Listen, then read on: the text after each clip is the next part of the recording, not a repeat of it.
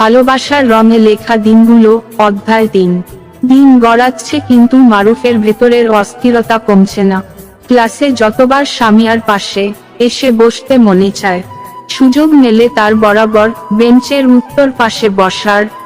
মারুফের ভালোবাসার চোখগুলো নামতেই চায় না, শুধু মনে চায় সামিয়াকে প্রাণ ভরে দেখতে।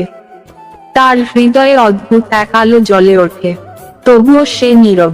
একদিন সামিয়া হাসল, সেই হাসি যেন পুরো পৃথিবী থমকে গেল। মারুফ মনে মনে ভাবল, এই হাসির জন্যই হয়তো আমি বেঁচে আছি।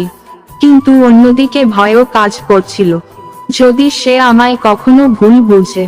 প্রতিদিনের মতো নামাজ শেষে মারুফ হাত তুলল। সে মনে করল ইউসুফ আলাইহিস সালাম ও জায়নাব রাদিয়াল্লাহু তাআলা আনহু এর কাহিনী।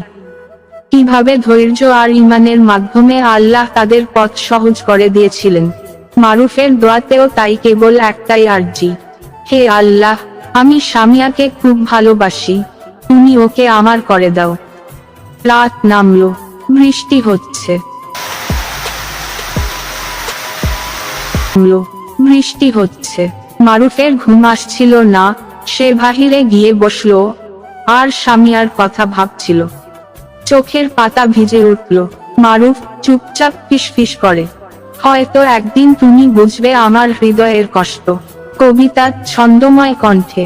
অপেক্ষার আলোয় জ্বলে উঠি বারবার, তবু তুমি দূরে, একটা অচেনা পথচারী। আর ভালোবাসা কি কেবল কষ্টের জন্য, নাকি একদিন আসবে খুশির ভোর? হ্যালো ভিউয়ার্স, পরের ঘটনাগুলো জানতে চ্যানেলটি সাবস্ক্রাইব করে দিন।